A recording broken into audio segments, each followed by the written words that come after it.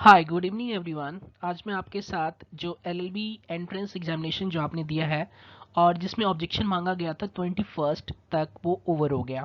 अब आपके रिजल्ट आने के चांसेस हैं इस वीक में या नेक्स्ट वीक में, कभी भी आपका रिजल्ट आ सकता है। उस पर मैं कमेंट नहीं करूँगा। मैं इस चीज़ पे डिस्कस करूँगा कि जब आपका एंट्रेंस का रिजल्ट आ जाएगा तो फिर आपका काउंसलिंग स्टार्ट होगा। तो आपकी काउंसलिंग कैसे होगी, एडमिशन में क्या क्या फॉर्मेलिटीज़ होती है, किन किन फॉर्मेलिटीज़ को आपको फॉलो करना है। तो चलिए उसके बारे में डिस्कस करते हैं, लेकिन उससे पहले आपके सामने एक इमेज लगा हुआ है। किसी को पता है ये किस चीज़ का इमेज है? कमेंट बॉक्स में कमेंट कीजिए। वेल, आंसर ही आ गया आपके पास, ये कैंपस लॉ सेंटर है। तो चलिए LLB admission university of Delhi 2021 की काउंसलिंग के बारे में हम वन बाय वन डिस्कस करें। तो देखिए, ये जो पहला वाला इमेज आपको दिख रहा है, ये कैंपस लॉ सेंटर है। दूसरा वाला इमेज लॉ सेंटर 1 का है एंड तीसरा वाला इमेज लॉ सेंटर 2 का है। तो जिस भी लॉ सेंटर में आप पढ़ने जाएं, मैं सबके बारे में थोड़ा थोड़ा आपको इन्फॉर्मेशन दे दूं। तो ये कैंपस लॉ सेंटर जिसको हम सीएलसी कहते हैं, ये लॉ सेंटर 1 है जिसको हम एलसी 1 कहते हैं, और ये लॉ सेंटर 2 है जिसको हम एलसी 2 कहते हैं। अब ये जो लॉ सेंटर 2 है, पहले ये आपका हुआ करता था धौला कुआं में, आत्माराम कॉलेज, वहाँ पे इवनिंग शिफ्ट में चलता था ये। तो ये न्यूली कंस्ट्रक्टेड बिल्डिंग है।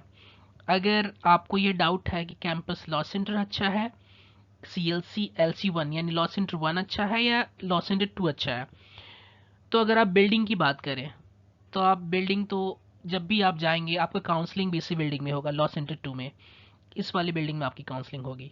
तो अगर आप यहाँ पे जाएंगे तो इसको देख के तो आप सीएलसी में नहीं आना चाहेंगे। आप कहेंगे नहीं, ये हमें तो पढ़ना यहीं पे है लॉ सेंटर 2 में। लॉ सेंटर 1 सीएलसी से बिल्कुल सटा हुआ है। ये ओल्ड बिल्डिंग इसको कह लीजिए, ये ओल्ड बिल्डिंग में होता है। दोनों क्लासेस ओल्ड बिल्डिंग में होगी आपकी। ये जो कैंपस लॉ सेंटर है, इसमें और लॉ सेंटर 1 में एंड लॉ सेंटर 2 में डिफरेंस क्या है? देखिए, इसमें सबसे पहले जो है आपको थोड़ा ज़्यादा मार्क्स लाना होता है। जो कैंपस लॉ सेंटर में है, इसमें मार्क्स थोड़ा ज़्यादा रिक्वायर्ड होता है। इसमें उससे थोड़ा कम मार्क्स रिक्वायर्ड होता है। और ये इवनिंग वाला है, इसमें थोड़ा कम मार्क्स रिक्वायर्ड होता है। लेकिन कभी कभी ये होता है कि जिसके मार्क्स बहुत अच्छे आए हुए हैं, जो एक रैंक कर रहा है, नंबर 1 रैंक कर रहा है, वो भी प्रेफर करता है लॉ सेंटर 2 को। क्यों? टाइमिंग सुटेबिलिटी के लिए। उसको ये मॉर्निंग टाइम सुटेबल नहीं लगता है। यहाँ पे आपको 8 o'clock, आपको घर से 6 बजे 7 बजे ऐसे घर से निकलना पड़ेगा। तो ये अर्ली मॉर्निंग क्लासेस होती है आपकी। तो कुछ बच्चे होते हैं जो अर्ली मॉर्निंग क्लासेस पसंद नहीं करते हैं, दिन में उनका काम होता है। कुछ थोड़े बहुत जो एम्प्लॉयड होते हैं वो तो खास करके इसको पसंद नहीं करते हैं। जितने भी एम्प्लॉयड होते हैं वो एलसी 2 को ही पसंद करते हैं। ठीक है, आफ्टर उनकी क्लासेस होती है, इवनिंग कह लीजिए आप, तो ये एलसी 2 को पसंद करते हैं। एलसी 1 भी वहीं पे है। एलसी 1 में भी क्या है कि क्लासेस जो होती है आपकी वो आफ्टरनून स्टार्ट होगी। तो इस पर्पज से टाइमिंग की सुटेबिलिटी के अकॉर्डिंग बच्चे इसको चूज करते हैं। ऐसा आपको बिल्कुल भी नहीं सोचना है कि सीएलसी है तो इसमें बहुत अच्छी पढ़ाई होगी, एलसी 1 है तो इसमें पढ़ाई उससे डाउन होगा, या एलसी 2 है तो उसमें पढ़ाई इससे भी डाउन होगा। नहीं, पढ़ाई टीचर पढ़ाने वाले आपको सुपर फाइन मिलेंगे, बहुत अच्छे टीचर मिलेंगे। मीडियम ऑफ इंस्ट्रक्शन जो भी आपको पढ़ाया जाएगा वो इंग्लिश में पढ़ाया जाएगा। तो हाँ, अगर किसी का हिंदी मीडियम रहा है तो इनिशियली 6 मंथ्स टू 1 ईयर उसको डिफ़िकल्टी होगा, क्योंकि जो आप क्लास में प्रेजेंटेशन देंगे, आपसे जो क्लास में रीडिंग करवाया जाएगा, वो सब कुछ जो होगा इंग्लिश में होगा। टीचर जो आपको लेक्चर देंगे, जो आपको समझाएंगे, वो सारे कुछ आपको इंग्लिश में होगा। आपको क्वेश्चंस आंसर्स भी इंग्लिश में ही करने पड़ेंगे। मूड कोर्ट या मूड कंपटीशन होता है, उसमें भी आप सब कुछ इंग्लिश में होगा। यहाँ पे हिंदी में आपको कुछ भी देखने को नहीं मिलेगा। तो एक अच्छी बात यहाँ पे है कि अगर आपकी इंग्लिश पे कमांड कम है तो इंग्लिश पे कमांड आपकी अच्छी हो जाएगी। नंबर 1। नंबर 2 है, एक आपको अच्छा इन्वायरमेंट मिलेगा। नंबर 3 है कि एक अच्छे टॉप रैंक्ड कॉलेज में विथ मिनिमम, कहते हैं ना, एकदम जेन्युइन फी के साथ आप यहाँ से एलएलबी करके निकलेंगे। लोगों की नज़रों में इम्प्रेशन एक अलग क्रिएट होता है। अगर आप ड्यू से एलएलबी करते हैं तो एक अलग इम्प्रेशन क्रिएट होता है, एज़ कम्पेयर टू आप किसी भी अलग इंस्टीट्यूट से करें तो उसका एक अलग इम्प्रेशन होता है। तो ये सारी चीज़ें मैं नॉर्मल बातें आपको ड्यू के बारे में बता रहा हूँ, किस कैंपस में आपको जाना है। तो कैंपस से कंफ्यूज मत होइएगा। अगर आप ये सोच रहे हैं कि आपके मार्क्स थोड़े कम है तो आपको एलसी 1 लेना पड़ रहा है या एलसी 2 लेना पड़ रहा है, आपको जो सा भी सेंटर मिले, या कैंपस लॉ सेंटर मिले, लॉ सेंटर 1 मिले या लॉ सेंटर 2 मिले, आप तुरंत उसको ऑप्ट कर लेना, अपने सीट को रिजर्व कर लेना, सीट को छोड़ना नहीं है आपको। अब चलिए आगे चलते हैं, आगे देखते हैं कि डॉक्यूमेंट रिक्वायर्ड क्या होगा आपको काउंसलिंग के लिए। जब आपका रिजल्ट आ जाएगा एंट्रेंस में तो आपको काउंसलिंग के लिए कॉल किया जाएगा। तो उस समय आपको क्या क्या डॉक्यूमेंट्स लेके जाने हैं? सबसे पहले आप अपना एडमिशन जो एडमिट कार्ड है उसको अपने साथ रखना, जो रजिस्ट्रेशन फॉर्म आपने फिल किया था उसका प्रिंट आउट अपने साथ रखना, 8 जो है पासपोर्ट साइज फोटोग्राफ आप ये अपने साथ रखना। फिर उसके बाद है 10th का मार्कशीट। ये मार्कशीट 10th का अगर आपके पास नहीं है तो आप 10th में और प्रोविजनल सर्टिफिकेट होता है या कोई सर्टिफिकेट जिस पे आप DOB यानी कि डेट ऑफ बर्थ आपका मेंशन हो, वो वेरिफिकेशन के लिए चाहिए, तो आप इसको अपने साथ रखोगे। ग्रेजुएशन के सर्टिफिकेट में आपके मार्कशीट भी इंक्लूड होंगे, तो मार्कशीट प्लस आपका डिग्री है तो वो भी अपने साथ रखेंगे, या डिग्री नहीं तो प्रोविजनल से भी काम चल जाएगा। फिर कैरेक्टर सर्टिफिकेट आपका लास्ट कॉलेज अटेंडेड, इसका भी आपको चाहिए कैरेक्टर सर्टिफिकेट। अगर कोई कैटेगरी से अप्लाई कर रहा है तो उस कैटेगरी का आपको सर्टिफिकेट भी चाहिए। हाँ, एक चीज़ बहुत इंपॉर्टेंट है, ओबीसी के लिए आपका रिन्यूड सर्टिफिकेट चाहिए। ये प्रॉब्लम क्रिएट करता है, मैंने कितने बच्चों को देखा है इसमें फंस जाते हैं। अगर कोई ओबीसी कैटेगरी का है तो लास्ट 1 ईयर का फाइनेंशियल ईयर का सर्टिफिकेट मांगता है ड्यू। ऐसा नहीं कि आपने 2 साल 3 साल पहले का सर्टिफिकेट बनवा रखा है तो वो आपको एक्सेप्ट कर लिया जाएगा, नहीं। लास्ट 1 ईयर का financial year, last closing financial year का मांगता है सर्टिफिकेट ओबीसी का। तो आप इस सर्टिफिकेट को अगर आपने नहीं करवाया है, आपका सर्टिफिकेट पुराना है, तो आप प्लीज़ जितनी जल्दी हो सके ओबीसी के सर्टिफिकेट को रिन्यू करवा लीजिए। फिर उसके बाद आपको क्या करना, अपने अपने साथ 2 ब्लैंक पेपर रखना है, या 2 या 4 ब्लैंक पेपर रख लीजिए।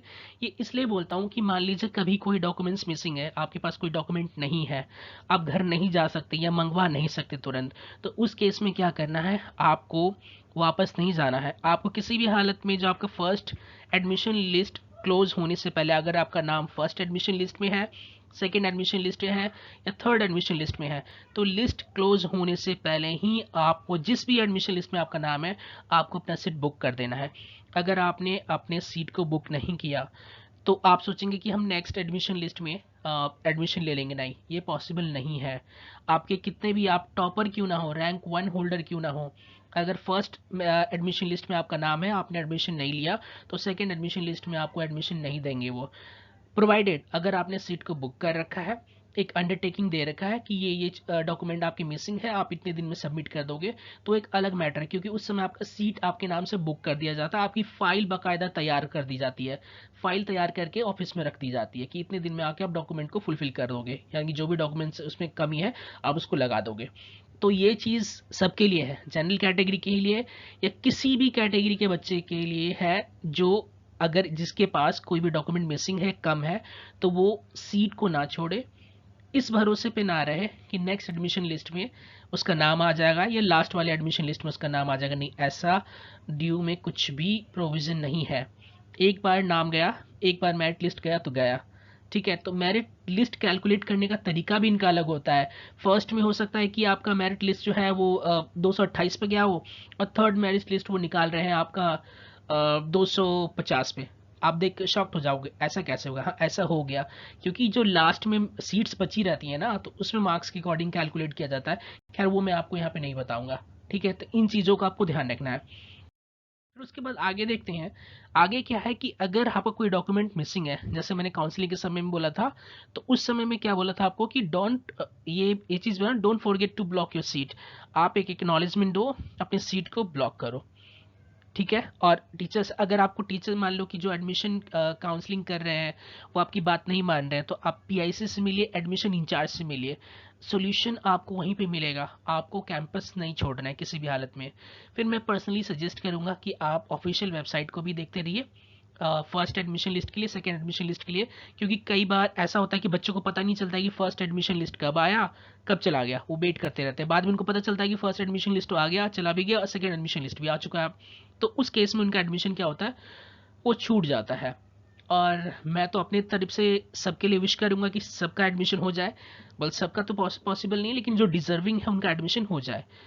देखो, अगर कोई भी क्वेश्चन है आपको, किसी भी कोई भी डाउट है कि सेंटर चूज़ करना है, आप सीएलसी चूज़ करो, एलसी चूज़ करो, LC2 को चूज़ करो, किस में कैसे टीचर होंगे, मैं फिर से वही चीज़ को रिपीट कर रहा हूँ, टीचर सारे सेंटर में अच्छे होंगे, पढ़ाई सारे सेंटर में अच्छी होगी, टाइमिंग, सिर्फ टाइमिंग का खेल है। अगर आपको मॉर्निंग चाहिए, मार्क्स अच्छे हैं, तो मॉर्निंग में चले जाओ, वरना मैं बार बार बोल रहा हूँ, जो सीएलसी के बच्चे होते हैं ना, जो अच्छे रैंक होल्डर होते हैं, जिनका एडमिशन सीएलसी में होना होता है, वो सीएलसी को छोड़ के एलसी2 को ऑप्ट करते हैं। इसलिए ऑप्ट करते हैं कि उनको टाइमिंग सुटेबल नहीं लगता, उनको टाइमिंग वो चाहिए। तो आप सीएलसी, एलसी या एलसी2 के चक्कर में मत पड़ना। और एक अच्छा करियर स्टार्ट करने जा रहे हो आप लोग। एलएलबी कोई ऐसा वैसा करियर नहीं है, इसके बहुत सारे स्कोप्स हैं, बहुत सारे स्कोप्स, मतलब इतने सारे स्कोप्स हैं, आपको भीड़ से ये अलग कर देगी। और भीड़ से जब आप अलग हो जाओगे तो आपका कंपटीशन भी अलग हो जाएगा, ठीक है। और एक नई दुनिया में ही आप प्रवेश करोगे, अपने राइट्स के बारे में, अपने लाइबिलिटीज़ के बारे में, दुनिया के राइट्स के बारे में, जियोपॉलिटिक्स को समझने का नज़रिया, लोगों को देखने का नज़रिया, किसी भी चीज़ को इंटरप्रेट करने का नज़रिया, सब कुछ आपका चेंज हो जाएगा एलएलबी के बाद, ठीक है। तो आई होप आपको समझ में आया होगा मैं क्या बताना चाह रहा था। कोई भी डाउट हो तो आप कमेंट बॉक्स में कमेंट कीजिए, मैं उसको रिस्पॉन्ड करता हूँ। एक मैंने कट ऑफ पे वीडियो डाला था, उसमें कुछ मिस्टेक्स हो गई थी, तो उस वीडियोस को मैंने अनलिस्ट कर दिया अभी। उस वीडियो को करेक्ट करके मैं कट ऑफ प्रिडिक्शन वाला भी एक वीडियो लेके आऊँगा आपके लिए, ठीक है। और टिल देन स्टे ट्यून्ड, और चैनल को सब्सक्राइब कीजिए ताकि आपको सारे लेटेस्ट अपडेट्स मेरे चैनल से आते रहें, ठीक है। Thank you so much, god bless you all, bye bye, take care.